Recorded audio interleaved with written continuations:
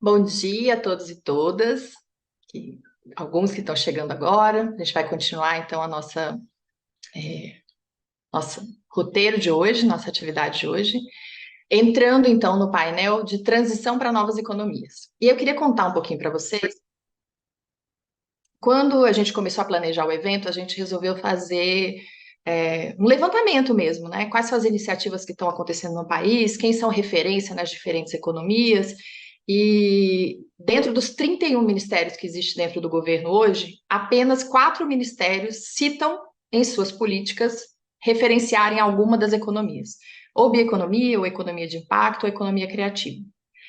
Desses 31, 5 não, apesar de terem total relação com o tema, não tem nada especificamente relacionado com relação a isso.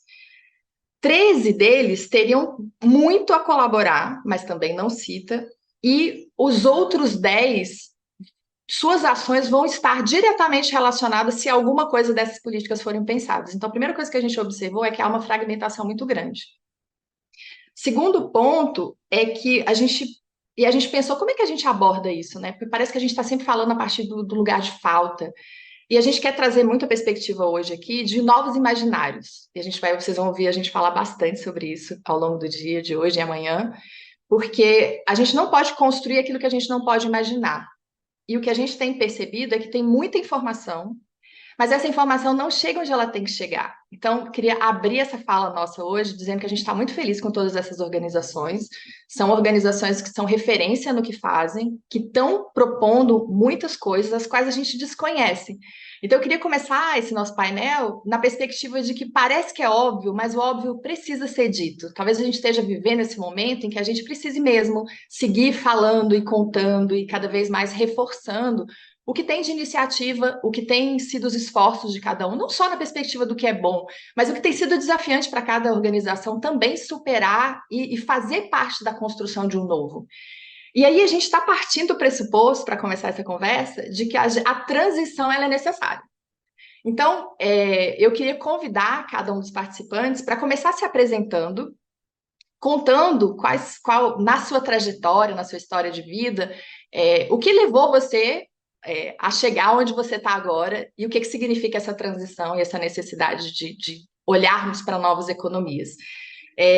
Numa perspectiva de tentar criar um sistema, a gente resolveu seguir a ordem alfabética. Então, vou convidar primeiramente o Gabriel Cardoso, do Instituto Saving, para abrir essa fala. Fique à vontade, Gabriel. Muito feliz de você estar aqui. Bom dia, Rosana. Bom dia a todas e a todos. Meu nome é Gabriel, estou falando de Brasília. Estou vestindo uma camisa branca, tenho um cabelo castanho escuro.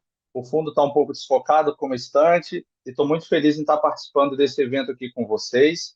É, Bom, eu costumo falar assim da minha vida, da minha trajetória por encarnações, né? Eu brinco que eu tive algumas encarnações profissionais, né? Porque eu tive personalidades, histórias, trajetórias.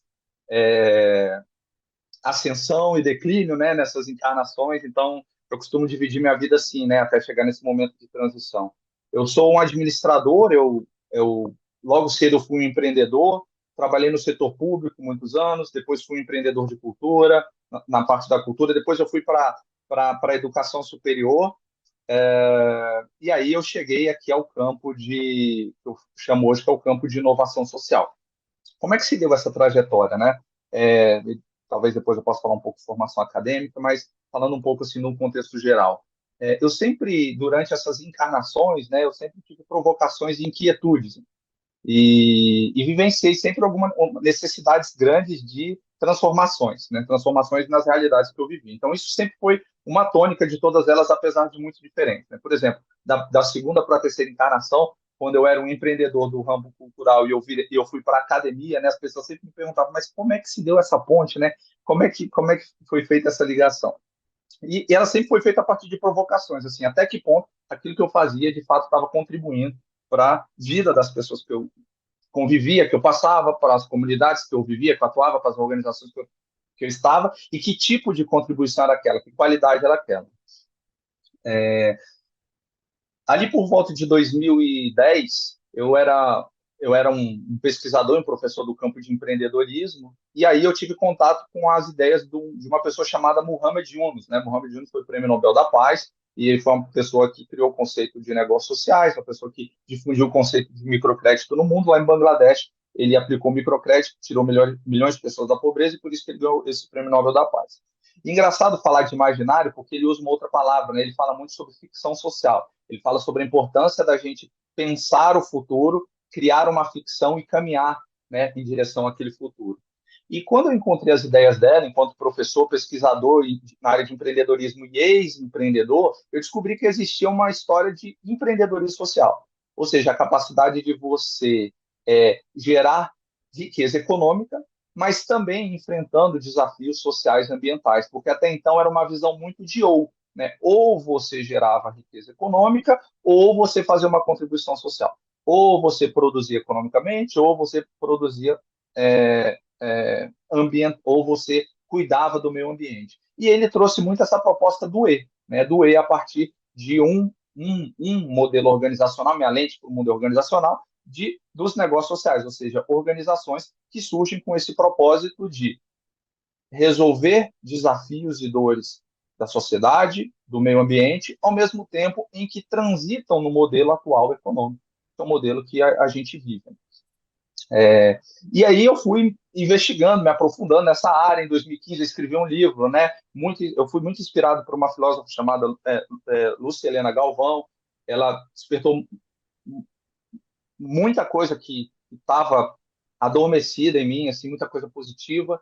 E aí eu escrevi um livro, até que eu fui inspirado muito numa fala dela, né, que o nome do livro se chama Mude Você o Mundo, que era o manual de empreendedorismo social, ou seja, eu tinha ali contato com estudantes de ensino superior que tinham muita energia, queriam fazer muita coisa, mas eles dispersavam essa energia. Então eu pensei, não, peraí, como é que eu posso ajudar eles, né? Então eles eram o leitor do meu livro quando escrevi, imaginei eles, e aí fiz esse livro que era um manual Mude Você o Mundo, e de lá para cá, então, eu fui me aprofundando no campo de empreendedorismo social, de negócios sociais, de inovação social, que hoje os negócios sociais são muito chamados de negócio de impacto, e que me fez chegar, então, até aqui, né? Nessa trajetória, então, eu tive uma trajetória ambidestra, que eu chamo, né? Então, eu tenho uma carreira acadêmica, mas também tenho uma carreira de practitioner, né? Eu estou no campo, eu estou atuando no campo. Eu sempre tive esses dois chips, né?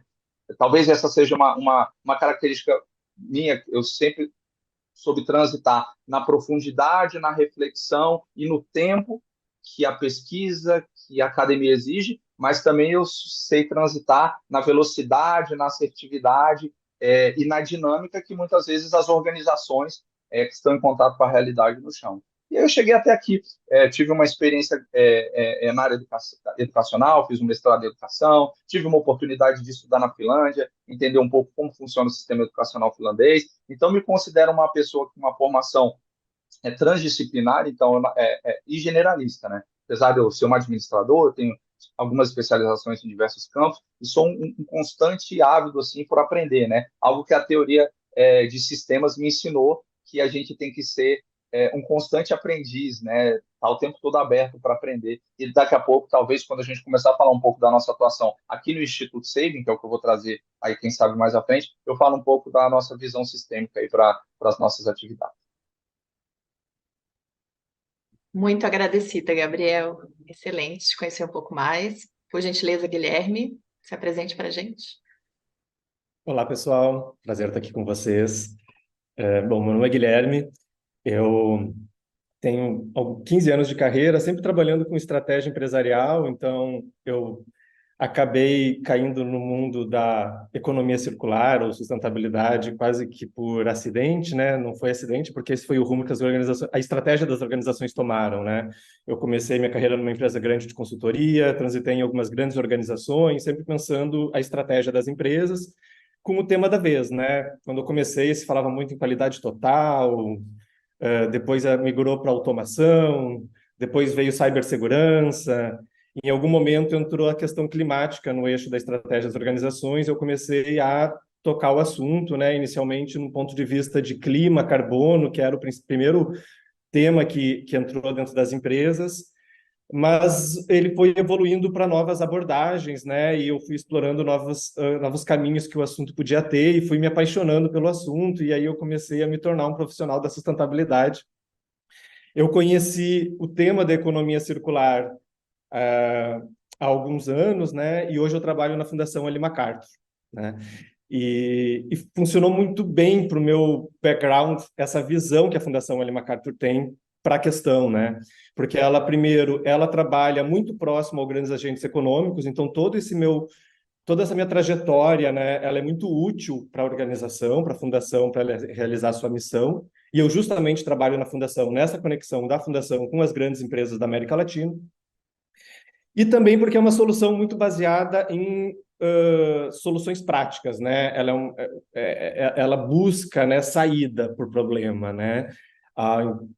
Então, para mim funcionou muito bem e eu sou muito satisfeito ali.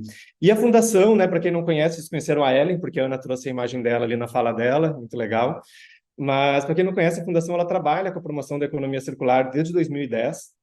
Talvez o conceito da forma como ele está entendido hoje no mundo das empresas, né, ele tenha sido cunhado, né, nessa trajetória da organização, e é uma visão muito ambiciosa, né, que vai muito além da gestão de resíduos. Isso é muito importante salientar, né? Ela procura desvincular o crescimento da nossa economia da extração de recursos que são finitos na natureza, né, como minerais, petróleo, e também quando se fala de renováveis, porque o consumo não esteja além da capacidade de reposição da natureza, quando se fala de água e minerais do solo, né? Então, a ideia é sair daquela lógica linear, né? E aqui eu já começo a falar um pouco de economia circular, né? Que extrai, processa e descarta no meio ambiente os resíduos para o modelo circular, né? Baseado na eliminação de resíduos, na circulação dos bens na economia e também na produção regenerativa, né, quando se fala lá daqueles biomateriais, tudo aquilo que vem da natureza, né? E é muito importante colocar, quando se apresenta esses princípios da economia circular, que isso é orientado pelo desenho, né? E o que significa isso? Significa que a gente não vai estar olhando aquela esteira do modelo linear, em que tu extrai, produz e joga fora, olha aquela montanha de lixo no fim da cadeia e fala, meu Deus, o que eu faço com esse lixo? Como que eu reinsiro esses materiais valiosos na economia, dado que extrair está muito problemático, né? Isso é um olhar muito de mitigação de dano, importante, faz parte da discussão, né? Mas isso não é economia circular. O que a gente propõe aqui é um olhar um pouco mais transformador, tá? Orientado pelo desenho no sentido que vamos repensar os produtos, vamos repensar os modelos de negócio para que eles não produzam aqueles resíduos que a gente está tendo que lidar agora, para que os bens circulem na economia pelo maior tempo possível e no seu mais alto valor, ou seja, modelos de reuso são mais interessantes que a remanufatura, que são mais interessantes que a reciclagem, né? E quando for reciclar, que aquele produto tenha sido desenhado para isso, que não tenha metais complexos, que chegue limpo para reciclagem, que consuma pouca energia, né? E aí a reciclagem pode ser, sim, uma solução viável para o nosso modelo circular, né? E isso conecta muito bem com a ideia de nova economia, né? Porque a gente está falando justamente de novos produtos, novos serviços, novos, né? Mas que aí eu compartilho um pouco da provocação da Ana, que esse novo tem cara de velho, né? Porque a gente está falando aqui de negócios de reparo, da costureira, do sapateiro, a gente está falando de pegar as garrafinhas e levar na lojinha para voltar com ela cheia, né? E esse modelo escalado e aplicado em muitos espaços da economia, né? Então, de novo, tem pouco esse modelo, ele tem muito de velho, mas o desafio é grande para a gente voltar lá com escala e com economicidade, né? Mas uma coisa muito interessante também, eu acho que foi uma provocação da Samantha no final da fala anterior, que ela falou, fico agoniada, né? Porque a gente fica falando de sustentabilidade e tem que frear crescimento e as pessoas precisam de emprego. E aí entra um pouco o meu entusiasmo com a economia circular de novo, né? Porque eu vejo muito emprego nisso que eu estou falando para vocês, né? Quando a gente fala do modelo linear, se eu produzir desenhar meu telefone nos Estados Unidos e na Europa, produzir na China e no Brasil, consumir e jogar fora, eu estou exportando muito valor e muito emprego e muita renda para outros países. Quando eu falo que agora os celulares vão passar por um modelo de reparo, de remanufatura, eu estou falando de criar empregos que são, por natureza, locais, né? Tipo oficinas, espaços de remanufatura, espaços de troca, espaços de revenda, o leva e traz desses equipamentos, nesses diferentes elos dessa cadeia, ou seja, existe um mundo de novos empregos, um mundo de novas rendas a serem exploradas, que essa nova economia traz também, né? Então, isso é um fator que me gera muito entusiasmo, né? Quando eu falo de economia circular.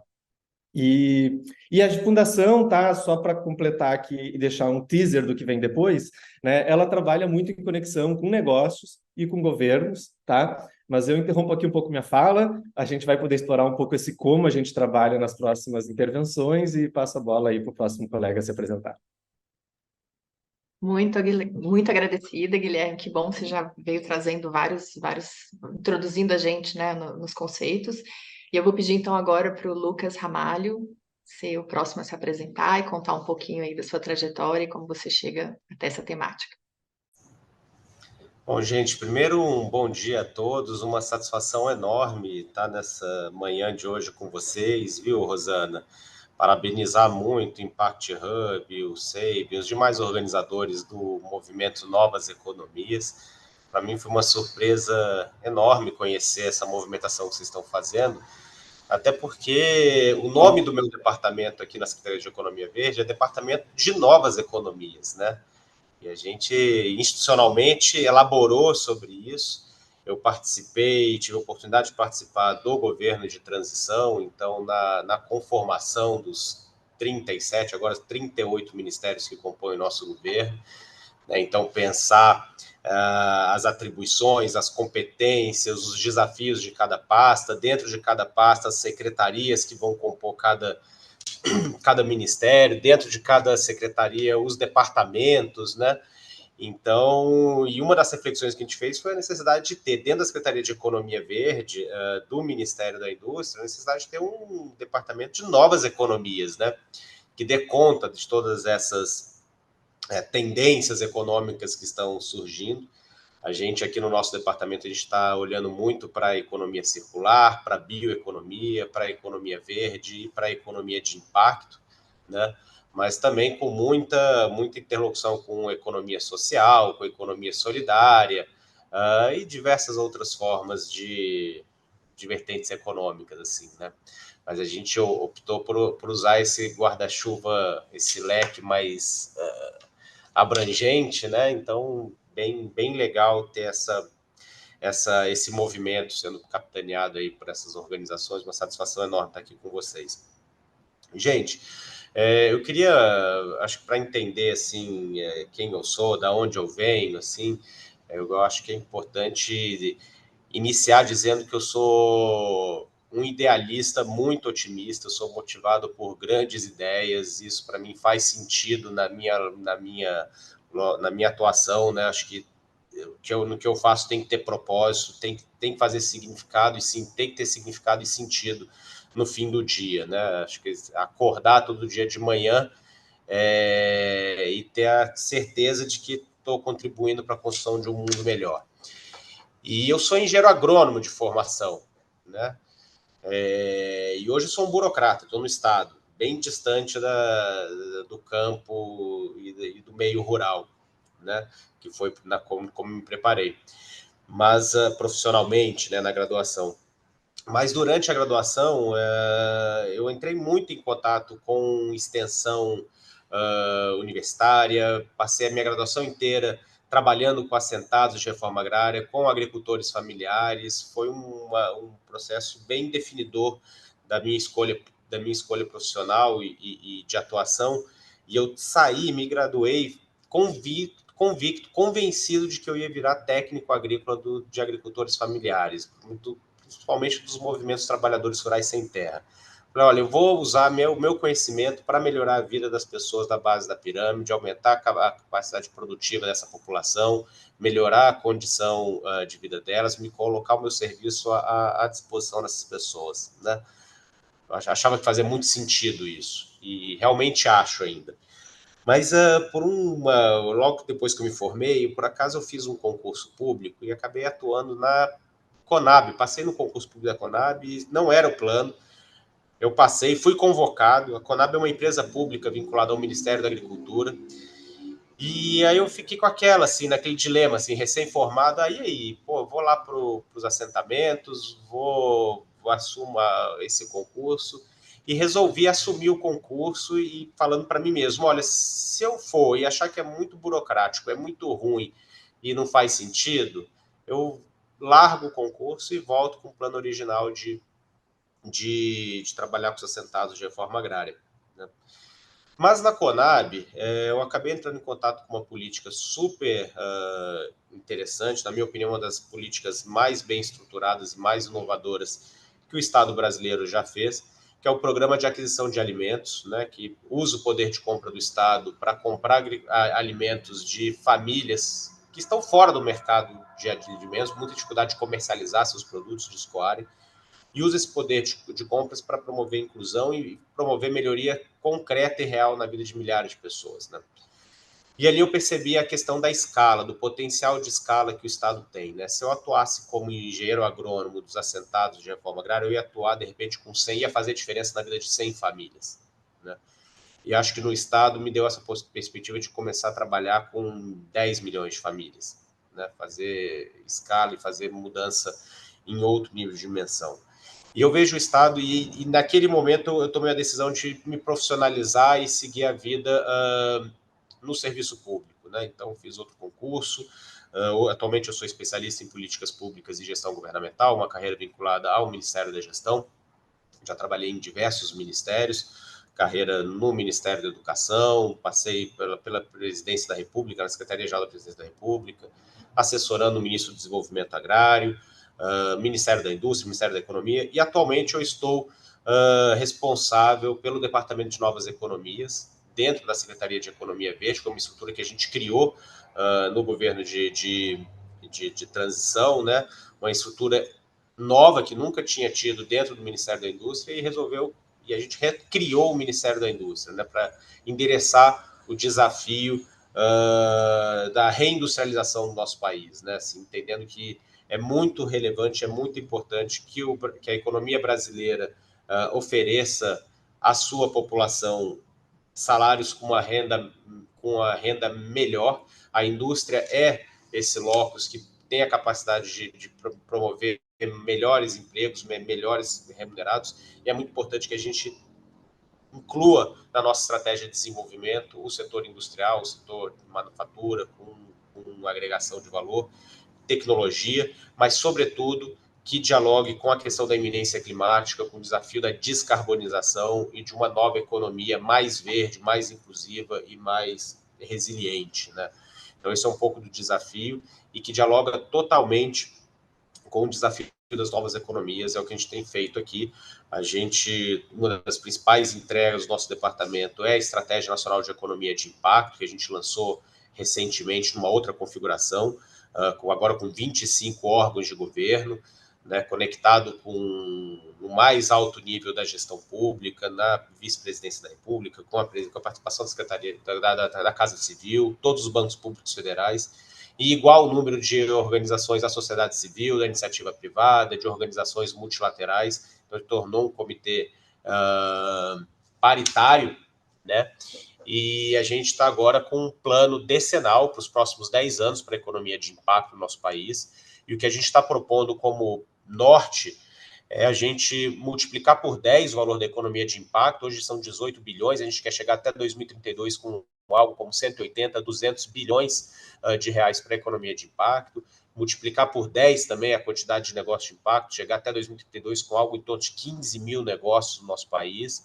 A gente certificar toda a rede de aceleradoras e incubadoras do nosso país, são 390, né? Então, preparando as instituições que preparam os empreendedores do futuro para essa nova economia, né, com critérios de impacto bem avançado, destravar uma agenda normativa que passa por 11 pontos para a gente deslanchar a economia de impacto no nosso país, que passa desde personalidade jurídica própria, possibilidade de institutos e fundações investirem em negócios de impacto sem perderem suas imunidades tributárias, compras públicas, uma agenda que passa por 11 pontos que estão identificados. E, por fim, viu, Rosana, a gente quer chegar aos 27 unidades da federação.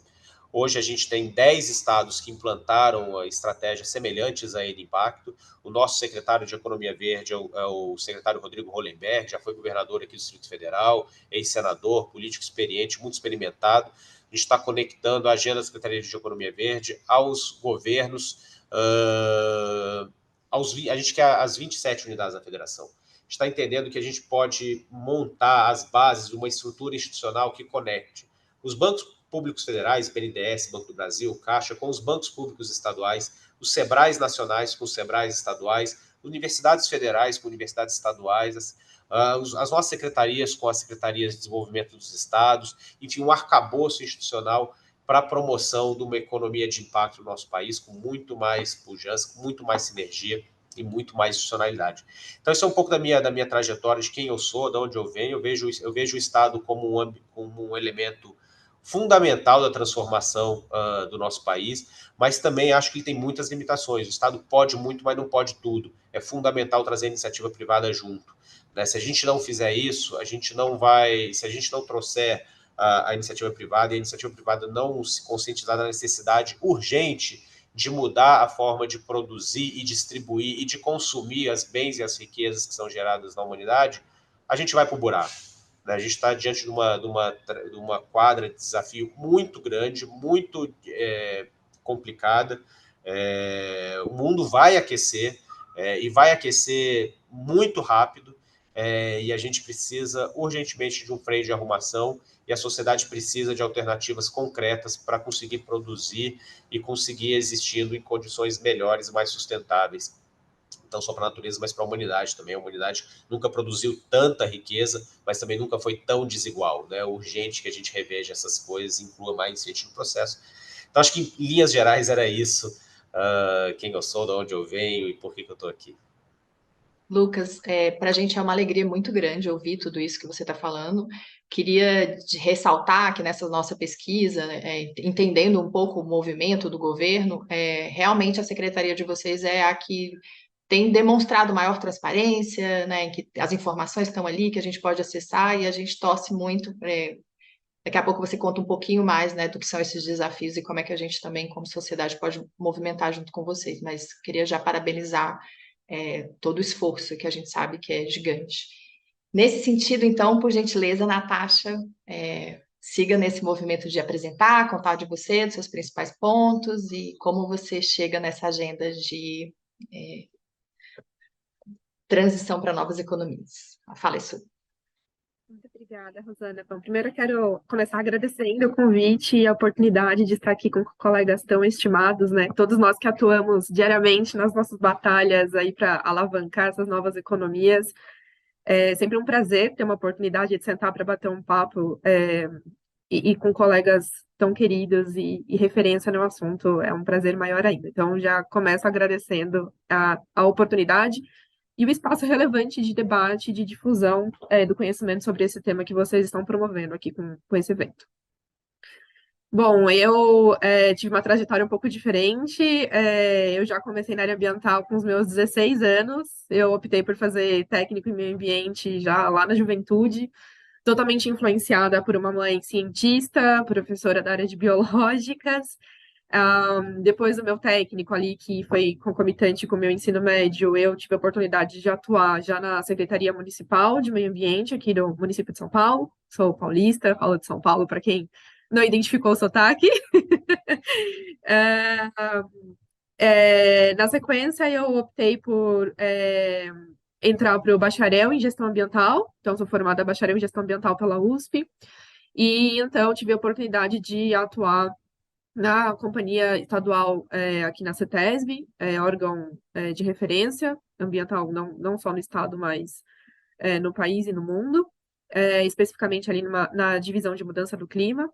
E depois disso, eu migrei para a Fiesp, onde eu estou até hoje, então tenho 10 anos de carreira aqui dentro da Fiesp, atuando na promoção desses assuntos e entendendo uma grande provocação que eu sempre me fiz desde da faculdade, onde eu fui apresentada as mais diversas gamas de escolas sobre economias, economia verde, economia circular, economia azul, economia de impacto, da necessidade da gente conseguir traduzir aquilo que a gente discute muito bem em nível acadêmico, cientificamente, para a linguagem da sociedade e dos negócios e das organizações. Então, como traduzir isso para que aquilo que a gente desenha e o papel nos dá liberdade de tudo caber escrito e desenhado e idealizado, mas como a gente, então, cria essa ferramenta para que isso seja traduzido na nossa realidade, não só pela minha experiência, que eu tive a oportunidade de passar por órgãos públicos, mas também pelo órgão privado. Então, e aí uma outra necessidade que eu também percebi nessa minha trajetória foi de aprimorar a interlocução do setor privado com o setor, com o governo, como muito bem colocou o Lucas, né?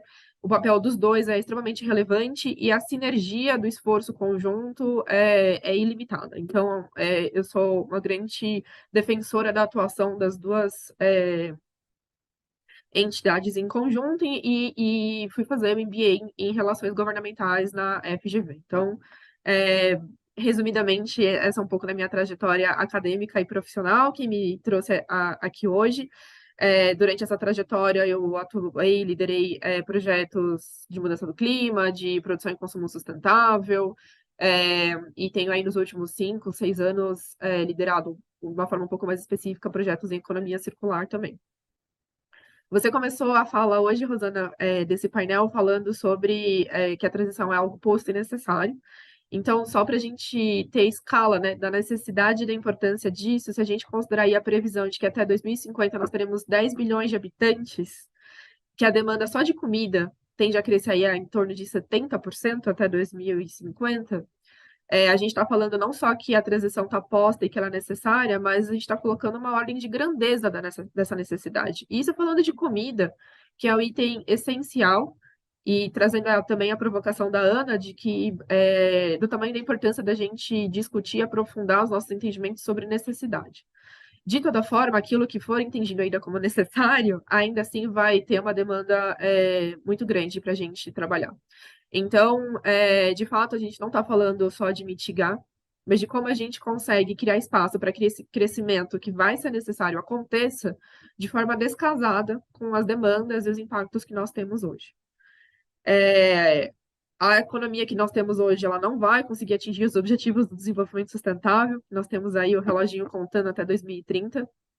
E quando a gente está falando aí também das estratégias climáticas que têm sido amplamente discutidas, também já está posto que a gente não alcança com o nosso atual modelo de economia o zero líquido até 2050. Não é à toa que a gente tem cerca de 27% das NDCs falando explicitamente de economia circular, por exemplo, então trazendo e de outras formas não tão explícitas, a necessidade de nós construirmos novos pilares para o nosso modelo econômico e para a forma como nós interagimos ali na economia, né? A sociedade, ela interage pela economia, a gente precisa aprender a interagir melhor como sociedade, eu diria.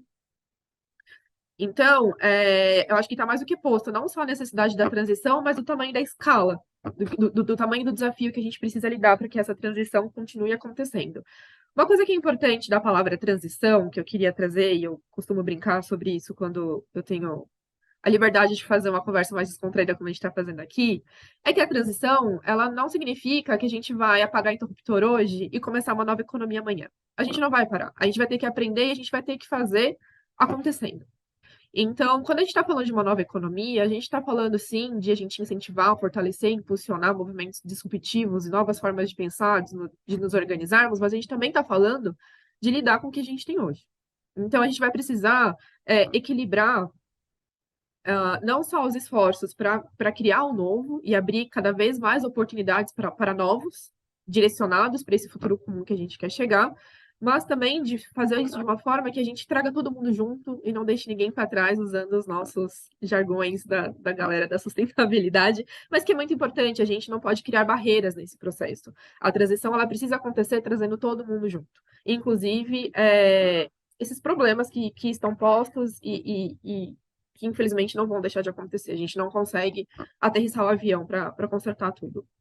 Então, balancear que a gente vai ter essas oportunidades dos novos, mas também entender que todas as ações são válidas e como trazer cada vez mais, engajar cada vez mais sociedade, setor privado e governo para que aquilo que é cabível hoje, com a ambição do que ele também pode começar a fazer amanhã, no meu entendimento, é a pauta principal para qualquer economia que nós estejamos falando. E eu acredito que todas elas, seja qual for o adjetivo que a gente queira colocar depois de economia, não fogem de um objetivo comum do que a gente quer para o nosso futuro, que a gente almeja para o nosso futuro. Nesse sentido, eu tenho atuado aqui na Fiesp em diversas frentes para promover essa agenda. Por exemplo, discutindo e consolidando propostas estruturais para que a gente consiga fazer essa transição. Então, a gente tem diversas questões tributárias, regulatórias, de infraestrutura do país, de incentivo à pesquisa, desenvolvimento e inovação, de financiamento, enfim, são inúmeras as discussões que nós precisamos fazer de forma estruturante dentro do país para que essa transição aconteça. E por que eu digo isso? Quando a gente olha para essas agendas com uma lupa, como o Guilherme colocou, apenas de resolver problemas, e não de uma forma estruturante, a gente acaba tendo ações muitas vezes pontuais, pulverizadas e até paliativas. Então, essas discussões, elas precisam acontecer com todo mundo na mesa, e de uma forma que a gente tenha visto um remodelamento, não só do nosso modo de pensar, do nosso modo de produzir e consumir, e também das nossas políticas públicas, para que todos tenham um direcionamento comum, para que todos consigam fazer um planejamento, para que todos consigam executar ações em consonância. Uma outra atuação muito importante nesse sentido, até para ressaltar, como eu disse, a importância de trazermos todos, tem sido engajar especialmente pequenas e médias empresas e trabalhar as cadeias de valores das grandes empresas. Então, a gente está falando de pequenas e médias aí, em torno de uma ordem de grandeza de 80% do setor industrial é de pequenas e médias empresas. Se os desafios acontecem nas grandes, multiplique isso ao infinito para pequenas e médias, de incorporar e de entender que eles também são parte. A gente precisa tomar cuidado para não desenhar um discurso de que só vai conseguir fazer a mudança grandes empresas. Isso não é uma verdade. E a gente vai precisar das pequenas e médias para conseguir fazer mudança, inclusive nas grandes. A gente tem fornecedores, uma cadeia de valor, inclusive global, como muito bem colocou o Guilherme, que isso também não é trivial de ser trabalhado. E a cadeia global ela ainda tem uma dificuldade maior, porque você precisa conseguir usar o contexto da localidade dentro dessa cadeia. E aí cada localidade vai ter um desafio, uma oportunidade diferente. Então, eu tenho atuado muito também nessa frente de engajamento dessas pequenas e médias empresas, e na divulgação do protagonismo, pioneirismo e inovação das soluções, eu não diria nem só da indústria brasileira, mas do Brasil. E aí, aproveitando também a provocação do Guilherme e da Ana, de que é uma agenda que, de novo, na verdade, tem muito de velho, outro cuidado que a gente precisa tomar cuidado ali, quando a gente fala de novas economias, é de não parecer que a gente precisa começar a fazer tudo, como se a gente não estivesse fazendo nada ainda. A gente precisa posicionar o Brasil com o seu devido lugar nessa discussão, que é de potência de soluções sustentáveis. A gente precisa falar dos sucessos que nós já tivemos, das iniciativas que nós já temos, ainda que não sejam perfeitas, porque nenhuma não existe hoje nenhum lugar do mundo que consiga se colocar sem problema algum, sem desafio nenhum para ser vencido. E a agenda da sustentabilidade, ela é uma agenda de se resolver problemas, mas ela é uma agenda dinâmica. A gente sempre vai ter algo para continuar perseguindo, a gente sempre vai ter algo para continuar buscando. Portanto, a gente não pode nunca se cansar dessa nossa vontade de resolver problemas, porque ela não vai terminar, né? Mesmo que a gente atinja aqui as nossas metas de Paris, nossos objetivos de 2030, a gente sempre vai ter algo para melhorar. Então, nesse sentido, para mim, a sustentabilidade ela é uma agenda de provocação, de uma eterna reflexão de como a gente consegue fazer coisas melhores, o que não significa que nós não estamos fazendo. Então, a gente tem diversas iniciativas relevantes, não só do setor privado, mas, enfim, olhando aqui para um recorte do setor produtivo que eu represento, não só de trazer as discussões para o nível das pequenas e médias empresas, mas de entender como, de forma disruptiva, grandes empresas também têm trabalhado soluções novas, bioinsumos, a potencialidade do Brasil desenvolver a sua bioeconomia, como você colocou muito bem, e de nós sermos provedores de soluções e sairmos do nosso papel de provedor de commodities, que a gente ainda não conseguiu virar essa chave, a gente precisa virar essa chave. E, por fim, para mencionar aqui o acompanhamento de diversos fóruns de debates, não só para mapear as tendências, os riscos e as oportunidades, mas para ajudar na construção de todas essas possibilidades que a gente está conversando. E aí eu queria destacar aqui, em especial, a participação como delegação brasileira na ISO, no Comitê Técnico da ISO, que está construindo aí uma família de normas para a economia circular. Tem sido um exercício louvável, não só pela importância do tema, mas pelo valor de você colocar. Hoje nós temos cerca de 80 países dentro desse grupo, e de você conseguir produzir um texto que pretende-se, né, que apoie, dê direcionamentos, diretrizes de como implementar a economia circular, olhando aí para a possível realidade de qualquer país, qualquer empresa, qualquer organização que tente, que queira se colocar nesse caminho. Então, é muito difícil você conseguir colocar diretrizes que sejam básicas e, ao mesmo tempo, que induzam a ambição de mudança e que, ao mesmo tempo, respeitem todas as diferenças de contextos e localidades, como eu havia mencionado. Então, tem sido um trabalho louvável nesse sentido, como eu falei. As normas estão previstas para serem publicadas no ano que vem, e então já fica aí o convite para todo mundo de engajamento, inclusive dos futuros trabalhos que venham a acontecer. Eu acredito que teremos aí um primeiro esboço para começar a entender como a gente consegue fazer essa melhor interlocução entre o que a gente está produzindo como localidade e como isso se relaciona com os outros desafios e oportunidades de uma forma global. Porque nós somos uma sociedade só, não somos só um planeta, nós somos uma sociedade só também, às vezes a gente se esquece disso, infelizmente. Então, acho que eu vou terminando por aqui a minha fala, para a gente ter um pouco mais de espaço de interação na próxima pergunta, e fico aberta aí para qualquer questionamento que vocês tenham. Obrigada. Muito obrigada, Natasha. Ótimo deixa que você deu aí. Se o pessoal quiser ir interagindo, deixando perguntas no chat, para a gente ajuda bastante. E Tatsu, por favor, seja muito bem-vindo. Conte de Obrigado. você, da sua trajetória, como você chega até aqui nesse tema. A fala é Perfeito. sua. Olá, pessoal, bom dia. Meu nome é Tati Queiroz, obrigado também pelo convite para participar de um evento para pensarmos juntos temas tão importantes, né?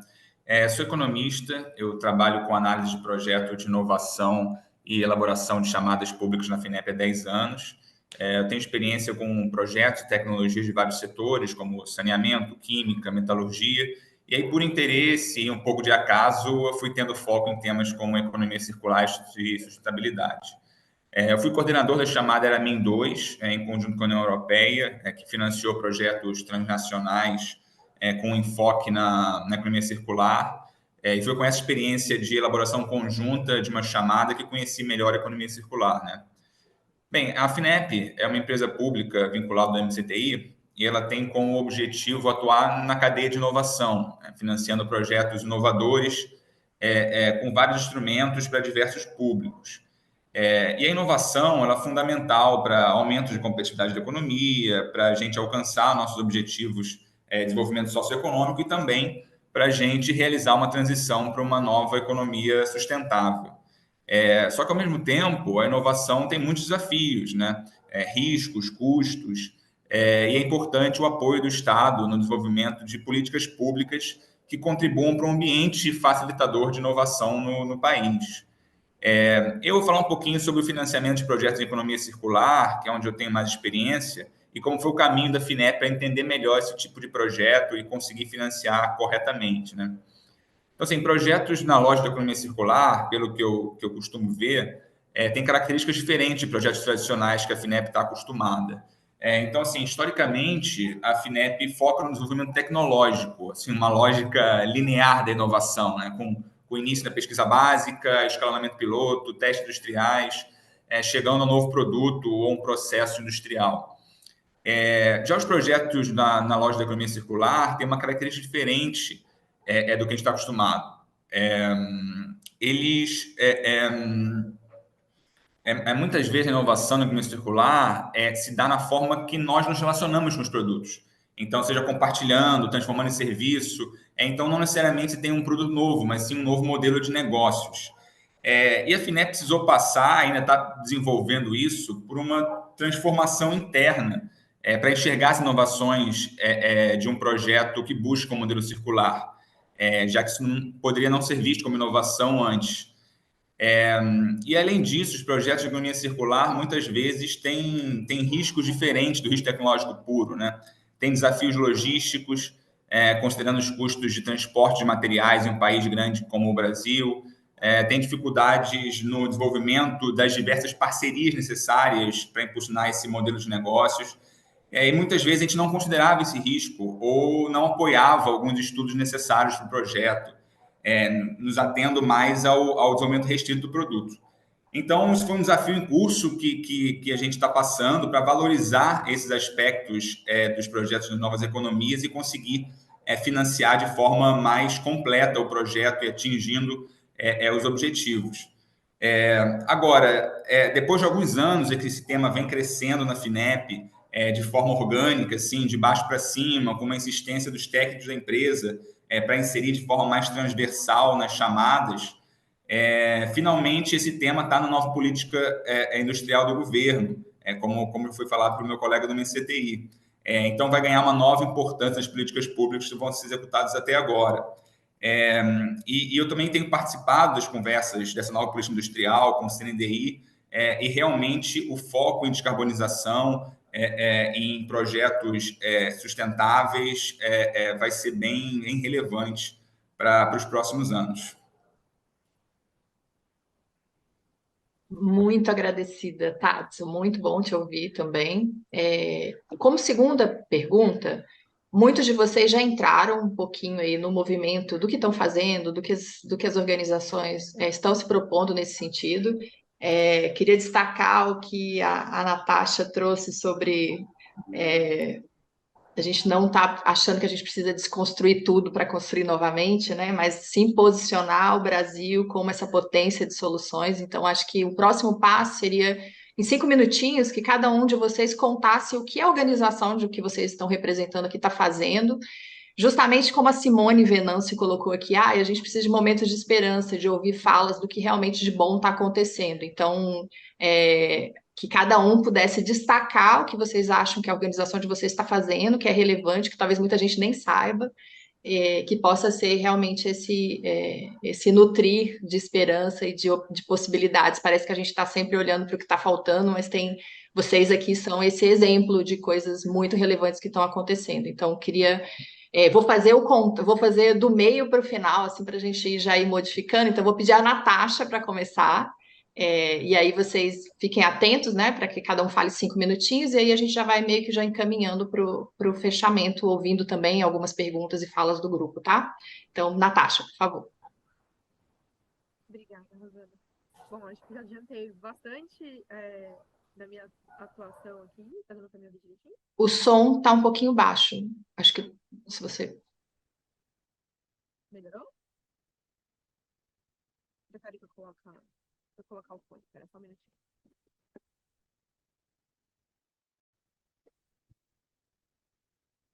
Agora dá para ouvir melhor? Ótimo, então tá bom. Bom, já acabei adiantando bastante na minha fala, mas vou trazer então um pouquinho mais de detalhe aí da nossa atuação.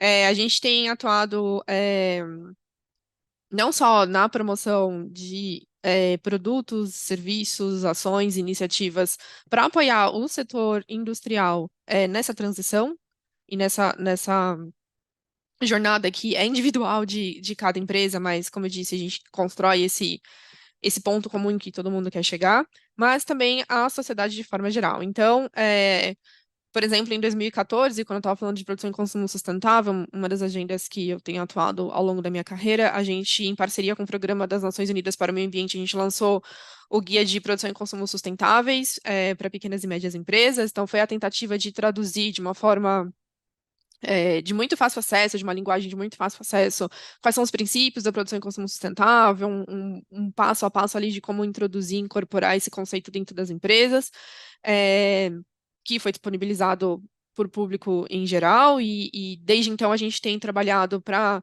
aprofundamento desse material também dentro dos setores, porque cada setor tem a sua especificidade. Então, no ano passado, a gente lançou o Guia de Produção e Consumo Sustentável, por exemplo, para o setor têxtil, trazendo ali tendências, oportunidades e o passo a passo ali também de como incorporar essa agenda. Isso fazendo um recorte mais recente, a gente tem desde lá do P mais L, diversos produtos nesse sentido.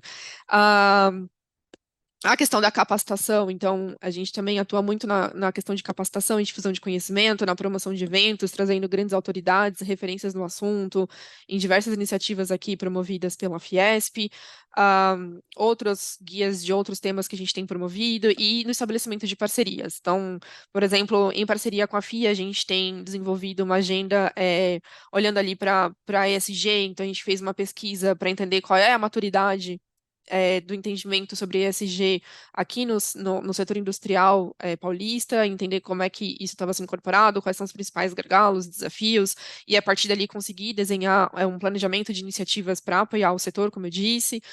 Dali a questão do desconhecimento, né, ou até de não contato, porque é uma agenda que acaba entrando via grandes empresas, e relacionamento com investidores, a gente desenhou aí um calendário de workshops de introdução e capacitação sobre o assunto que aconteceram ao longo desses últimos 2 anos. A gente vem com essa parceria, essa pesquisa foi desenvolvida lá em 2021 e a gente continua com essas ações e desenvolvimento aí de ações para, como eu falei, trabalhar as cadeias de valor dessas empresas. Outra parceria que eu também posso citar aqui é a parceria que a gente tem com o Citra, que é o Fundo de Inovação finlandês. Ele promove o Fórum Mundial de Economia Circular, entre outras ações voltadas para a sustentabilidade. A gente tem, desde também de 2018, 2019, trabalhado a difusão de conhecimento e capacitação sobre economia circular, sobre a importância de economia circular e a economia circular como uma oportunidade de negócio aqui dentro da Fiesp. Nós promovemos em parceria o Fórum Sul-Americano de Economia Circular, com participação de diversos países, discutindo não só a forma como esse conceito estava sendo incorporado desde então nas políticas públicas desses países, mas também a nível acadêmico e organizacional, já mostrando ali diversas iniciativas que já estavam sendo desenhadas, e algumas já há muitos anos. E aí eu também posso ressaltar que a gente tem alguns produtos e serviços mais direcionados para os nossos associados, para o setor produtivo, né? Como para ajudá-los nessa transição e entendendo ali sempre, acompanhando quais são os desafios que vão se colocando e como a gente consegue buscar soluções não só dentro do setor produtivo, mas junto com outros parceiros e outras interfaces que a gente precisa para que isso tudo aconteça. A Fiesp ela é signatária do Pacto Global já há muitos anos. Nós somos membro do Conselho Orientativo da Rede Brasil do Pacto Global. Amplas parcerias, também já fizemos diversas capacitações e eventos em conjunto para promover a inclusão da Agenda 2030 também na pauta, na agenda e no imaginário dessas empresas. Enfim, temos feito diversas ações para apoiar essas duas frentes, não só olhando para o setor produtivo, mas também olhando para a sociedade como um todo e na interlocução dessas três frentes, né? A questão do usuário, da sociedade, da academia, do papel do setor privado, das organizações e a indústria, não só como demandante de soluções, mas como provedora de soluções para a sociedade, que é o setor industrial que vai muitas vezes promover as soluções para a infraestrutura, promover as soluções dos novos produtos que a gente precisa, ainda que a gente tenha na economia circular uma ressignificação ali, né, de ser dono de um produto ou focar exatamente naquele serviço que a gente precisa ser prestado. Para esse serviço ser prestado, a gente ainda vai precisar de uma cota de materialização da economia, digamos assim. Enfim, posicionar a indústria não só como demandante, mas como provedoras das soluções que vão ser necessárias para que essa transição aconteça. E a interlocução para que a gente consiga apoiar, não só apoiar o governo naquilo que é necessário e que foge do escopo da limitação do governo de ser executado, mas o desenho de políticas públicas que, de fato, a gente consiga representar os desafios, as necessidades e as oportunidades que o Brasil tem para ser uma grande potência nessa transição, como eu já mencionei. Eu acho que fica por aqui também a minha fala. Muito agradecida, Natasha. Vou pedir para o Gabriel, então, fazer a próxima consideração. Bom, agora falando um pouquinho da nossa organização, eu falo em nome do Instituto Sabin. O Instituto Sabin é uma organização da sociedade civil responsável pelo investimento social privado do Grupo Sabin. O Grupo Sabin é uma empresa de promoção à saúde que nasceu em Brasília, criado por duas mulheres, duas empreendedoras, né? Eu falei um pouco de empreendedorismo, e curiosamente numa cidade que ela não tem esse perfil tão empreendedor, né? Está evoluindo ao longo dos anos. Ela é uma cidade que tem uma atenção, um direcionamento mais voltado para a questão pública e política. Há 40 anos essa empresa foi criada, hoje ela está em outros 15 estados, além do Distrito Federal, e há 18 anos, então as fundadoras elas resolveram organizar as ações de responsabilidade social da empresa, né? Porque aí eu acho que é um ponto importante da gente falar aqui em toda essa discussão, que é como as empresas fazem negócio, né? Eu acho que na nossa mesa aqui a gente tem representantes de uma federação das indústrias, do Estado, de uma empresa pública, de uma fundação internacional, que eu admiro muito, inclusive. Eu acho que essa lógica, essa compreensão intersetorial dos diferentes desafios, das diferentes realidades, sem nenhum dos setores se entenderem como centro e como mais importante que o outro, talvez seja um dos caminhos, né, para as novas economias. Bom, então, lá atrás, fechando parênteses, né, lá atrás, há 18 anos, foi feito uma organização, a empresa tinha muitas ações de responsabilidade social pelo próprio perfil das fundadoras do DNA, existe um valor que se chama responsabilidade socioambiental e foi criado o Instituto evoluiu há 18 anos. Hoje a gente tem uma teoria de mudança que basicamente é uma ferramenta estratégica que aponta assim como a gente vai mudar o mundo, né? Então assim, é muito bonito a gente ter uma missão, né? Mas como que a gente vai chegar até essa mudança, ao cumprimento dessa missão? Então a gente criou uma teoria dessa mudança, que é uma relação de causa e consequência, e ali a gente organizou 3 grandes eixos estratégicos que eles mostram até um pouco da evolução histórica da nossa atuação. Então, o primeiro eixo estratégico é engajamento social e filantropia. Então, há uma atuação muito tradicional, muito comum no terceiro setor e até na iniciativa privada, do trabalho de voluntariado corporativo. Então, a gente vai ter programas, projetos de voluntariado corporativo, do trabalho mais assistencial, mais urgente. Então, a gente faz doação. Fizemos várias doações agora para Manaus, com toda aquela situação que está ocorrendo, doações para Florianópolis, também para o sul do país. Enfim, essa parte, digamos que mais tradicional que a gente conhece. No segundo eixo estratégico, a gente vai ter um conjunto de programas, projetos que a gente vai trabalhar usando as competências da organização, porque é uma organização que trabalha com promoção à saúde. Então, o que a gente faz? A gente usa essas competências e leva elas para pessoas que não têm acesso a elas ou via SUS ou via iniciativa privada. Então, a gente busca levar isso e vamos ter vários programas e projetos que trabalham desde do ciclo de cuidado completo das pessoas, né? Ou seja, a gente faz um atendimento de uma pessoa que é atendida por uma organização da sociedade civil, ela é atendida por um enfermeiro, depois ela faz exames preventivos, depois ela retorna no médico, e por aí vai, até programas que a gente trabalha, por exemplo, com doação de ludotecas, que são espaços que acolhem crianças que foram vítimas de violência, né?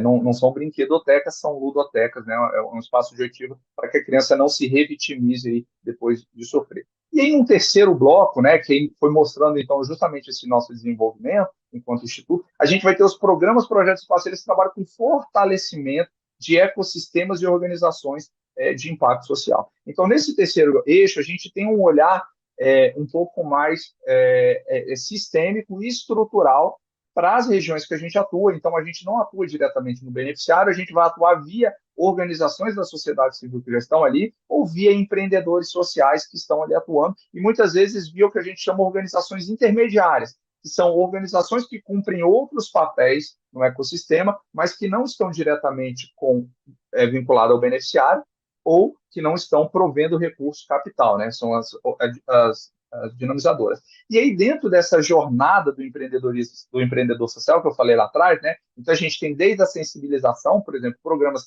de sensibilizar que jovens estudantes nas universidades se tornem empreendedores sociais, né? Porque tem aquela formação, aquela lógica clássica, né? Não, eu vou sair daqui, eu vou trabalhar, vou prestar um concurso público, ou vou ser trainee de uma grande empresa, ou vou administrar a empresa do meu pai, né? Então, a gente trabalha muito essa outra via de carreira como um caminho possível. Eu posso empreender socialmente via organização da sociedade civil, via negócio de impacto. E aí a gente trabalha toda a jornada do empreendedor. Então, vai ter programas para ideação, então que a gente já está trabalhando empreendedores sociais que estão ideando, prototipando. A gente vai ter programas de validação, a gente vai ter programas que trabalham fortalecimento da organização da sociedade civil, até programas que trabalham organizações de impacto social que estão fazendo escala. com esse ciclo, então, desses 3 eixos estratégicos, a gente cumpre, então, a gestão do investimento social privado do Grupo SEIB, que é esse redirecionamento do recurso privado de forma sistemática e constante para que a gente realize projetos públicos, né? E aí, fechando a minha fala, que é a reflexão que a gente faz para novas economias, né? Então, então é uma empresa privada que, dentro da sua atuação, digamos que no modelo tradicional da economia, ela escolhe uma forma, um como de fazer o seu negócio, pensando em novas possibilidades, em novos futuros, né? Criando um horizonte temporal diferente do presente. Excelente, Gabriel. Vou pedir então para o Lucas agora. Ele também, né, citou várias das iniciativas ali do governo, mas o que você acha que pode destacar agora como potência? Bom, Rosana e demais colegas, assim, eu acho muito importante a gente olhar também, assim, fazer um zoom out e ver o que a gente está fazendo de concreto com o governo. Eu acho que a gente tem importantes conquistas a serem celebradas, sabe? Quando a gente começou o governo, a expectativa de crescimento econômico do país, o nosso PIB, era de 0,5%. As previsões mais otimistas geravam em torno de 0,5%. A gente vai fechar o primeiro ano de governo crescendo quase 3,5%. Né? Então, assim, a economia está respondendo, o país está crescendo, né? Junto com isso, um dos principais indicadores, a gente chegou a uma baixa histórica do desemprego, né? Então, a vida das pessoas está melhorando, as pessoas estão empregadas, estão com maior poder de consumo, isso é muito relevante, né? Um dos principais problemas do nosso país, para a gente promover o dinamismo econômico, construir qualquer base de uma nova economia, a gente precisa olhar para a questão da taxa de juros, né? A gente é um dos principais problemas que afastam muitos investimentos do nosso país. A gente ainda tem esse problema muito sério, mas a gente está conseguindo abaixar, já tem uma sinalização de baixa da taxa de juros. A inflação que mais consome a renda, sobretudo das pessoas mais pobres, também está com sinalização de baixa, né? Então, acho que essas são grandes conquistas, eu acho que o governo tem conseguido mobilizar a economia, né, grandes programas de investimentos, né, a questão do PAC, que vem aí com muita força, 1,6 trilhões de reais em investimento público, são investimentos que mudam concretamente a vida das pessoas, investimento em moradia, em infraestrutura, em transição energética, em saneamento, em portos, em aeroportos, né, tudo isso, acho que a mensagem a gente vai... E tudo isso casado com a política de neoindustrialização, né? O PAC casado com uma política de desenvolvimento industrial, colocando a questão da promoção de uma política industrial do nosso país, que está casada com a melhoria. A gente vai promover o desenvolvimento do país, promover política industrial, ao mesmo tempo que a gente melhora a vida das pessoas, sobretudo das pessoas mais pobres, né? Com uma série de direitos, moradia, educação, energia e outros, né? Isso tudo está sendo feito em uma linha muito forte adotada pelo presidente Lula. Acho que um segundo elemento que é super importante de ser mencionado é que eu sou uma pessoa muito otimista com o nosso governo, vocês já devem ter percebido isso, mas eu não imaginava que a gente conseguisse, em tão pouco tempo, entregar os resultados que a gente entregou na área ambiental. Vocês devem conhecer a Amazônia, aquilo lá é uma imensidão territorial, é muito difícil a gente assumir o governo com uma conjuntura muito difícil, com máximas históricas de desmatamento na Amazônia, um governo anterior que passava boiada, porteira aberta, muito difícil ali, e a gente conseguiu, em 7 meses de governo, parar essa tendência e reduzir em 50% o desmatamento da Amazônia, né?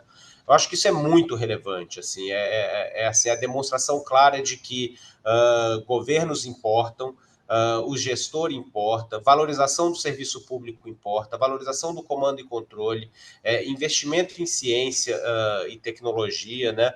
Tudo isso são medidas que mudam concretamente a vida das pessoas, né? Sair do negacionismo, tanto do negacionismo climático como do negacionismo sanitário, né? Eu acho que são medidas muito importantes que foram feitas nesse curto espaço de tempo de governo.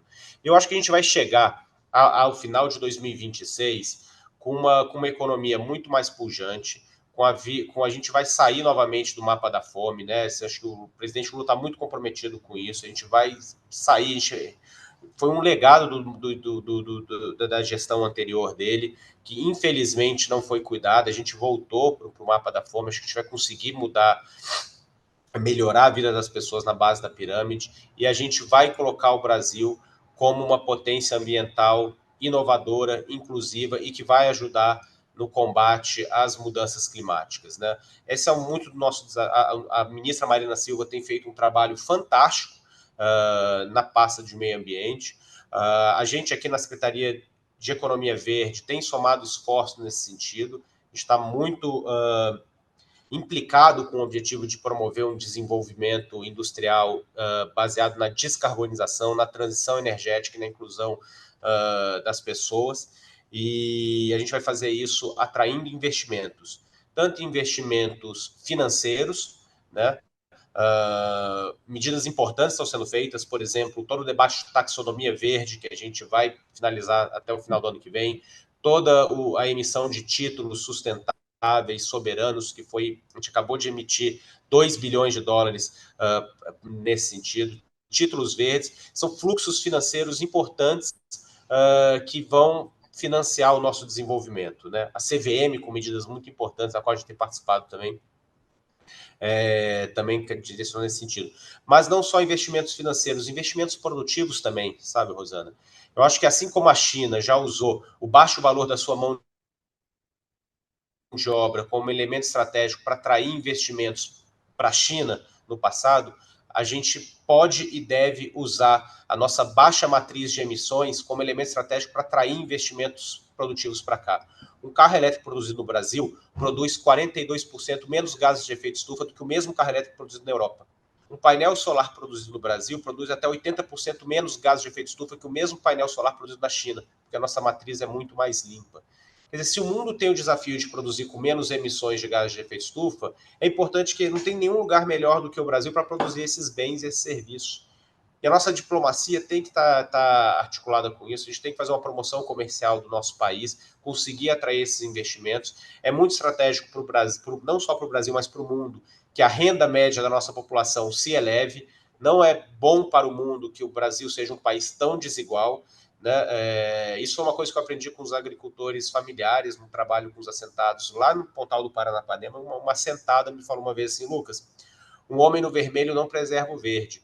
Se a gente tiver com dificuldade, a gente vai derrubar a mata, a gente vai fazer uma atividade, vai fazer garimpo, vai fazer, porque as pessoas precisam sobreviver. A gente precisa ter alternativas de renda, de aumentar o valor do salário da nossa população e ter estratégias de desenvolvimento mais sustentáveis. Não tem como não tem como a humanidade endereçar o aquecimento global sem olhar para o Brasil, sem olhar para a floresta amazônica. A gente detém 60% da nossa biodiversidade e a gente tem que olhar para as 30 milhões de pessoas que vivem embaixo da floresta e para as pessoas que são responsáveis aí para manter a floresta em pé. Como o nosso secretário de Economia Verde sempre diz, assim, se a floresta derrubada produz um prejuízo para toda a humanidade, a manutenção da floresta em pé produz um benefício para toda a humanidade. E esse benefício ele precisa ser devidamente remunerado. E acho que esse debate a gente precisa fazer, a gente está fazendo junto com os nossos órgãos de governo, e a nossa Secretaria de Economia Verde está implicada nesse propósito de construir um país mais verde, mais regenerativo, mais inclusivo, e a gente se soma aí nessa construção de uma nova economia mais, inclusive, regenerativa e sustentável, não só para o Brasil, mas para o mundo. Excelente, Lucas. A gente espera que as suas palavras realmente se concretizem. Estamos aqui na torcida. Por favor, Guilherme, sua vez de contar um pouco mais. Joia, obrigado.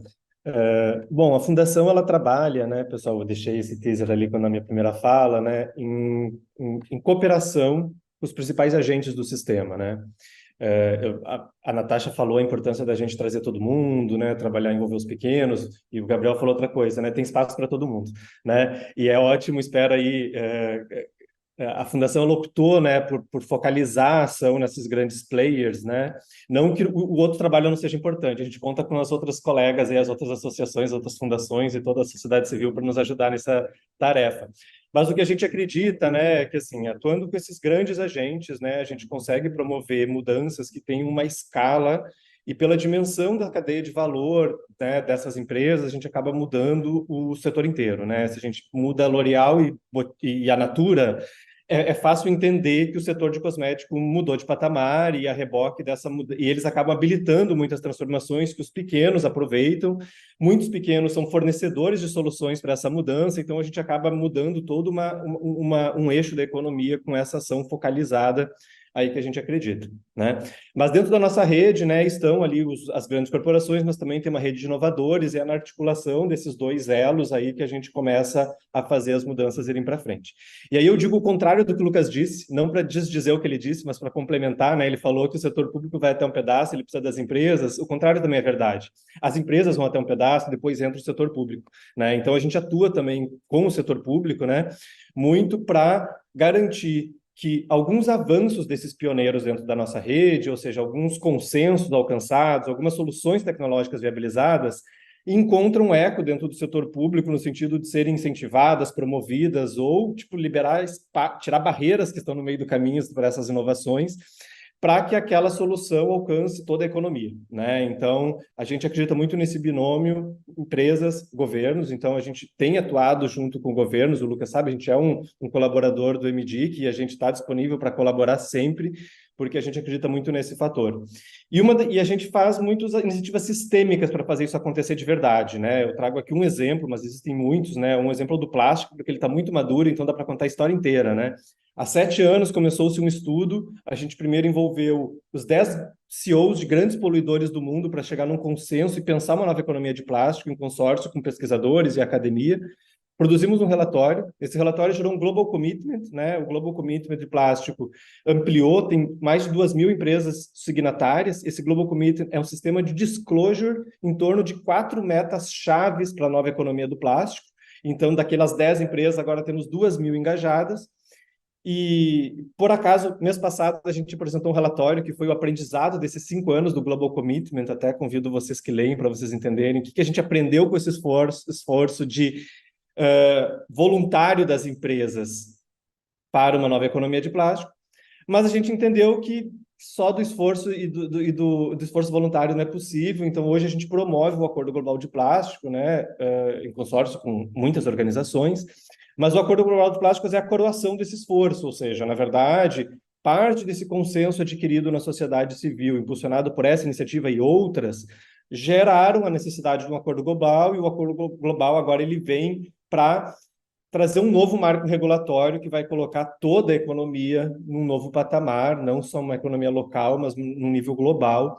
Então, é um pouco esse processo que a gente patrocina, né? Hoje a gente vive um movimento parecido nos alimentos, né? Então, a gente está no meio da jornada. A gente, em 2022, produziu o relatório de uma nova economia de alimentos.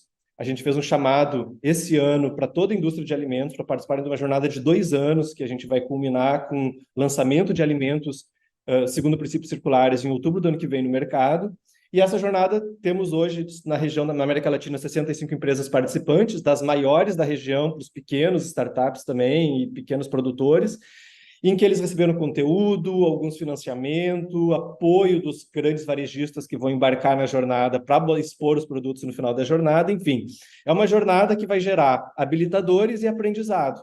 E, com certeza, muitos assuntos para conversar com o poder público, né? Esse processo de aprendizado vai nos ensinando quais são as travas, quais são os mecanismos, quais são as saídas que funcionam, e a gente vai gerando colaboração dentro dessa nossa rede, né, entre os grandes e os pequenos, para fazer com que daqui a 2 anos a discussão de alimento esteja em outro patamar, né? E aí a gente pega o próximo desafio e criamos um desafio sistêmico para eles. E para nós, é claro, aqui na região, para a América Latina, é a questão da produção regenerativa. Nós somos somos casa da biodiversidade, de grande parte da biodiversidade local, tem muito valor nisso. A gente precisa descobrir como que a nossa produção no campo se torne positiva para a natureza e como a gente consegue extrair mais valor disso. Isso é uma questão que está em aberta e eu acho que é uma evolução natural dessa nossa discussão dos alimentos aqui na região, e a Fundação está bastante interessada nessa conversa também, olhando para o futuro agora um pouco.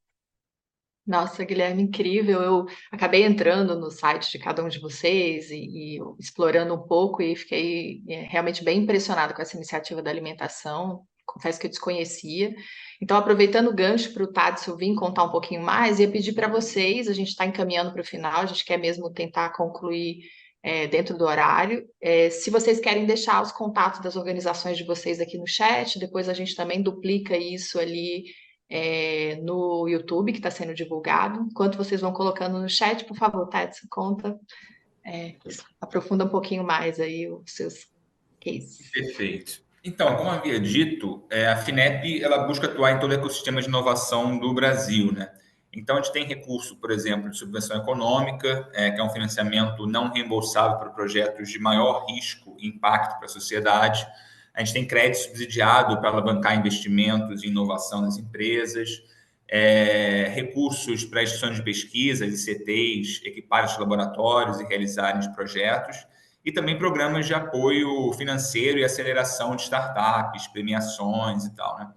A gente fomenta a relação entre CTs, empresas consolidadas e startups, e também fomentamos a relação em todo esse ecossistema. Então, como eu falei, a participação da FINEP no tema de economia circular partiu da chamada europeia MIN 2, de 2017-2018, que teve como tema economia circular para matérias-primas minerais. Era um programa europeu que buscava projetos de cooperação internacional de inovação no tema mineral, né? Eu participei da elaboração dessas chamadas em conjunto com uma dezena de agências de fomento à inovação. Isso me abriu os olhos para certos aspectos de projeto que a gente não considerava, né? Como eu comentei, foi o design circular de produto, financiamento de novos modelos de negócio, financiamento à avaliação de impacto ambiental, financiamento a estudos de aceitação social e percepção pública, nesse caso específico, né, do edital de matérias-primas minerais, isso é uma questão fundamental, né, aceitação social e percepção pública, e também financiamentos a estudos de logística reversa. Então, a participação num programa transnacional desse foi muito importante para consolidar na FINEP os conceitos de economia circular e depois permitiu a disseminação do tema de forma transversal a vários programas que nós temos para muitos públicos. Então, a gente inseriu o tema de economia circular no FINEP Startup, que é um programa de participação em startups, em equity, no Mulheres Inovadoras, que é um programa de aceleração e premiação, e no edital Mineração e Desenvolvimento, é um edital de subvenção que tinha uma linha específica para a economia circular e mineração urbana.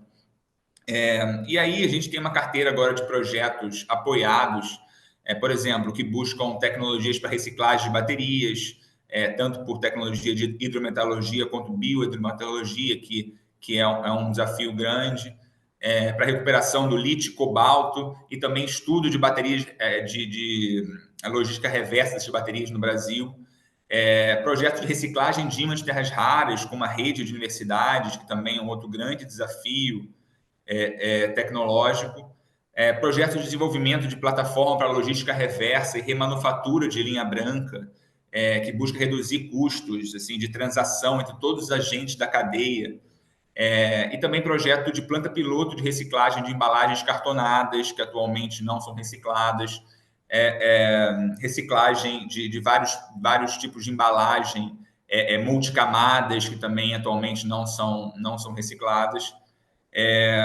e projetos mais gerais de redução e reutilização de resíduos pela indústria e também por empresas de saneamento ambiental. Temos uma linha chamada FINEP Sustentabilidade, que melhora as condições de financiamento para projetos com claros objetivos ambientais mensuráveis. E nessa jornada aí da economia circular, a gente ficou mais próximo do grupo da Beatriz Luz, que a gente participa há anos das reuniões deles para difusão de conhecimento entre as empresas sobre economia circular e também para geração de negócios circulares. E aí, como mencionei, a boa notícia é que essa nova política industrial que está em elaboração pelo governo, falando um pouco do programa Mais Inovação Brasil, A economia circular e a descarbonização são objetivos bem definidos, que vão ser buscados por políticas públicas mais diversas. Então, apesar de todas essas ações que nós já fizemos, isso era uma coisa muito pulverizada, não existia uma política clara. E agora a gente tem uma instrução de alinhamento com diversos atores governamentais para esse tema.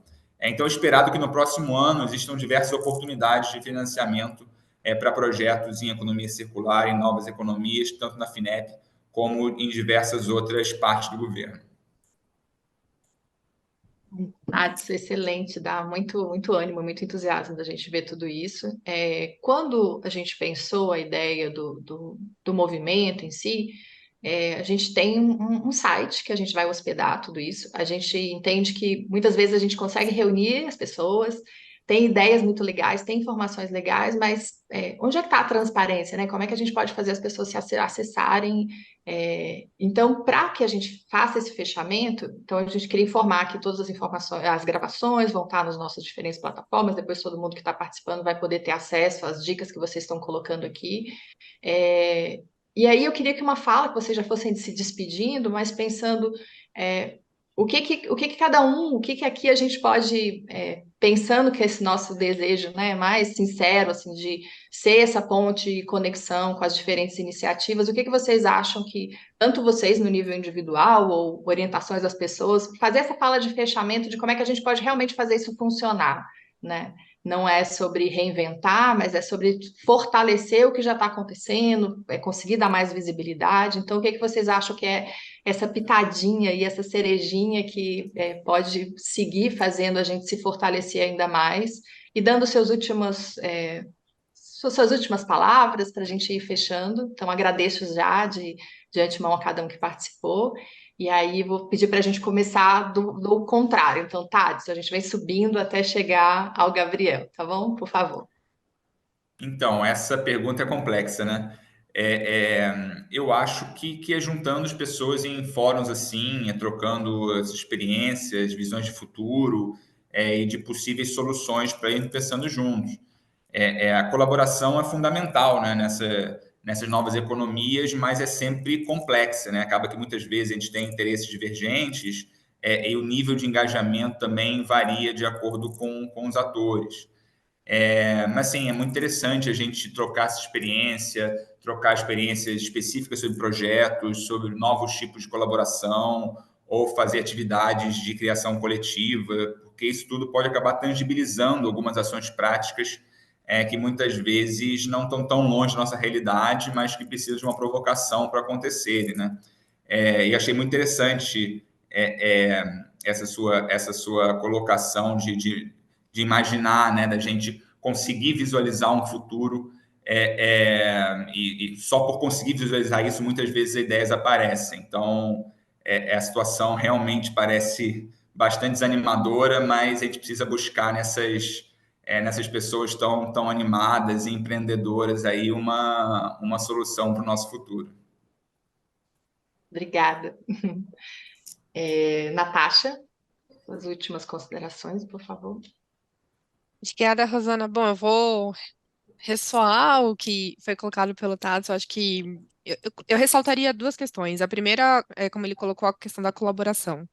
Eu sou da opinião de que, da mesma forma que a gente não tem uma solução única para todos os desafios, a gente não tem um responsável único. Ninguém vai conseguir sozinho endereçar esses desafios. Então, mais do que a colaboração para trocar experiências e construir coletivamente, que claramente é uma chave essencial, a colaboração também no sentido de todo mundo executar o seu papel, né? Para essa transição acontecer. Isso significa que nem nós, como pessoas, nem as organizações, nem o governo, nem nenhuma entidade consegue não estar nessa discussão e não se engajar nessa discussão para que essa transição de fato aconteça.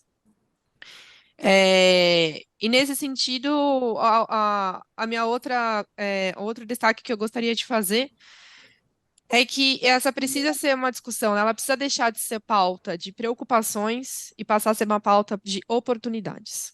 Que eu já tinha colocado isso um pouco na minha fala inicial, mas para mim esse também é outro caminho-chave. A gente precisa parar de olhar para toda essa discussão na questão de se olhar apenas para preocupações e que são legítimas e estão postas, como a gente já falou, e começar a olhar ali para caminhos de oportunidades, porque é isso que vai nos ajudar não só a construir pilares estruturantes de longo prazo, para que a gente consiga, de fato, atingir essa transição que a gente acontece, que a gente tem a intenção de promover, mas também derrubar diversas barreiras que aconteçam, que se colocam hoje e que outras que vão surgir, e, enfim. Então, eu acredito que são essas as duas chaves que eu deixaria aqui como uma mensagem final desse painel, e que só com isso a gente vai conseguir construir uma economia que seja circular, descarbonizada, justa e competitiva. Engajamento de todo mundo e com a lupa das oportunidades que a gente tem para construir, para descobrir e para explorar. Muito obrigada. Muito agradecida, Natasha, excelente. Lucas, por favor. Gente, então assim, ó, em poucas palavras, o que que eu acho que a gente tem que fazer, assim, eu vou um pouco vou citar uma frase de um grande amigo, um mentor, que eu acho que sintetiza o desafio, assim, a felicidade e a alegria como um compromisso político, de conseguir manter o otimismo, conseguir manter uma perspectiva positiva de futuro, e que isso como um compromisso político de transformação, né? A gente tem vários motivos para ser pessimista, tem muitos desafios. A humanidade está numa quadra super complexa, super difícil.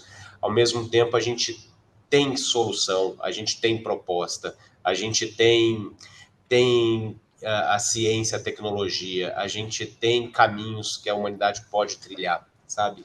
E acho que é esse compromisso positivo, esse compromisso político com o otimismo, com a alegria e com a capacidade de a gente apontar caminho que faz possível a gente estabelecer pontes e parcerias, porque a solução está na parceria, como foi mencionado aqui pelos outros aqui, né? A gente precisa estar unido, precisa estar irmanado no propósito de transformar o mundo, de fazer o futuro um lugar melhor, o planeta um lugar mais saudável, um lugar mais inclusivo, e a gente conseguir construir uma sociedade, uma economia mais regenerativa, né? Eu estou muito convencido disso, assim, sabe? O paradigma da sustentabilidade já passou, para mim ele está superado. Não adianta a gente ser sustentável agora. Se a gente só trabalhar para mitigar os efeitos negativos que a gente gera na humanidade, vai todo mundo para o buraco. O mundo vai continuar aquecendo, a gente vai continuar mitigando e tudo. E a gente precisa de uma outra lógica, agora a gente precisa regenerar o planeta, né? A gente precisa, ao mesmo tempo que a gente produz bens e riqueza, a gente precisa plantar árvores, a gente precisa recuperar os ecossistemas, a gente precisa envolver as pessoas, né? Eu acho que essa que é a mensagem, assim, compromisso político com o otimismo, com a felicidade e com a capacidade de se hermanar e somar esforços com diferentes organizações e uma crença muito forte na ciência e na tecnologia, na inovação, tanto social quanto tecnológica, para a gente conseguir superar os gargalos que estão colocados. Obrigada, Lucas. Guilherme? Eu vou trazer um assunto novo, não falar de colaboração, vou falar de economicidade, assim, sabe? Eu sou muito otimista e eu acho que para a gente destravar, a gente precisa dar um pouco mais de economicidade para essa nova economia. E eu sou otimista porque eu já estou vendo essas coisas acontecerem, né? Assim, do lado do governo, o que o Lucas comentou da taxonomia verde, os mecanismos de financiamento híbridos do BNDES, o mecanismo de compras governamentais, todas essas iniciativas que se desdobram do plano de transição ecológica, caminham para dar economicidade para essas soluções, né? Do outro lado, eu também espero que as empresas pensem isso, né? E sejam bem ousadas e elevem suas ambições, né? Eu fico vislumbrando, né, nossa indústria de papel e celulose, para trazer um exemplo concreto, né? Enquanto ela olhar para a floresta plantada dela e pensar só em celulose, é muito mais faz sentido uma monocultura de eucalipto. Agora, se ele olhar para aquela floresta e ver o que mais de riqueza eu posso tirar além de celulose, talvez aquela paisagem não fosse uma monocultura de eucalipto, que fosse um pouco mais diversa. Só que aí aquela indústria não tem que ser mais uma indústria de celulose, ela tem que ser uma indústria de floresta, né? Eu vou tirar a celulose dali, mas eu também vou tirar ativos para cosmético, eu vou tirar ativos para o fármaco, eu vou tirar, tipo, alimento. Aí nós muda o modelo de negócio da nossa indústria e aí tu dá economicidade para uma floresta mais biodiversa, tá? Então, assim, eu vejo com muito otimismo esses dois movimentos. O governo criando facilitadores para que isso aconteça em modelo de transição e as empresas elevando suas ambições em sintonia com a discussão global para repensar seus modelos de negócio e terem modelos de negócio que são, por natureza, mais positivos para o meio ambiente. Tudo isso dá mais fluidez e economicidade e longevidade para essa nossa visão de uma nova economia. Muito agradecida, Guilherme. Gabriel? Bom, correndo o risco de repetir algumas palavras já que eu concordo muito com os colegas falaram, né? Eu acho que primeiro a construção de uma visão de futuro, eu acho que isso é uma coisa que falta aqui na nossa nação, quando a gente fala de novas economias, né? Isso não pode ser no singular, nova economia, novas para abraçar diversas perspectivas e essas diversas perspectivas que vão construir diversos futuros. É, precisam ser pactuadas, né? E para que sejam pactuadas, elas precisam envolver todos os setores, né?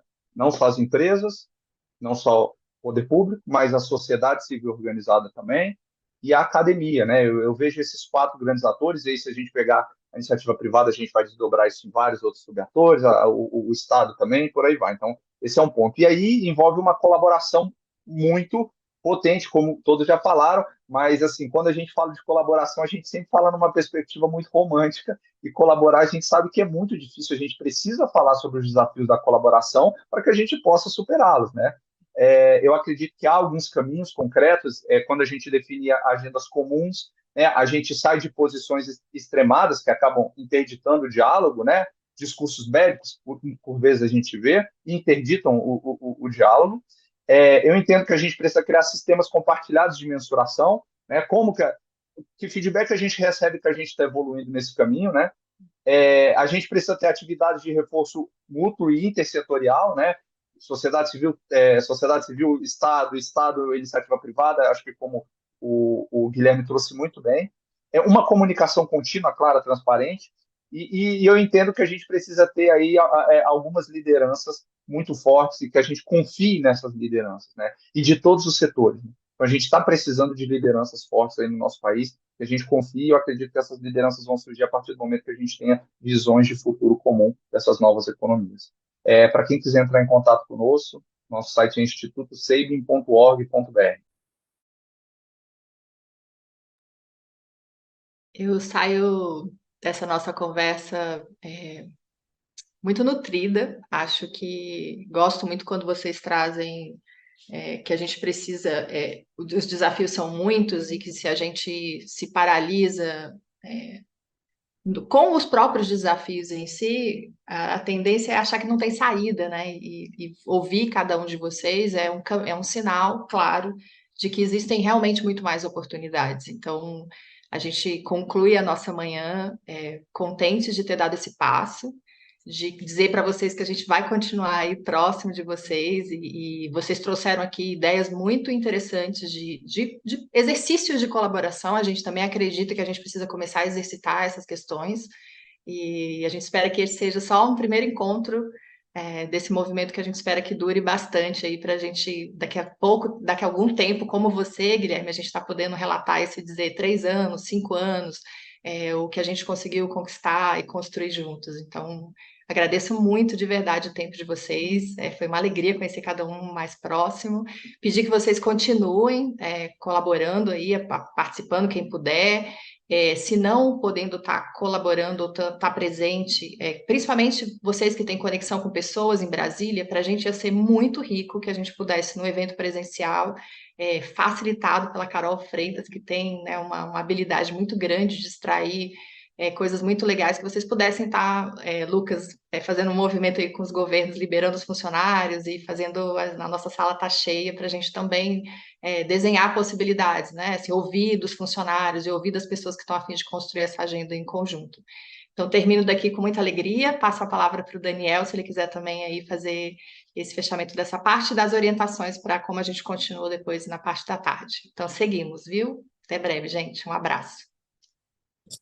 Obrigado, Rô. Abraço, Obrigado, gente. foi Tchau, incrível. tchau.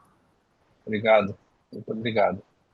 Bom, pela tarde a gente inicia às 14 horas com o pessoal da coalizão.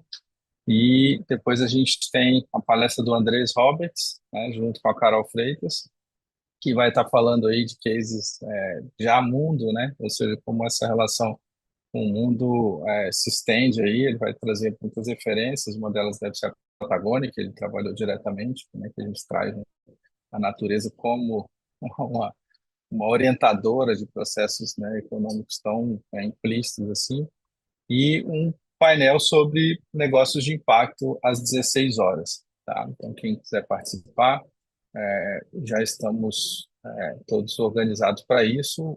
Os links são seus mesmos, tá? E a gente vai interromper aqui, interromper o YouTube e volta às 14 horas. E com essa programação também de amanhã, tá? Pela manhã, com o pessoal vai trabalhar essa questão muito da inovação das startups, né, com o cotidiano.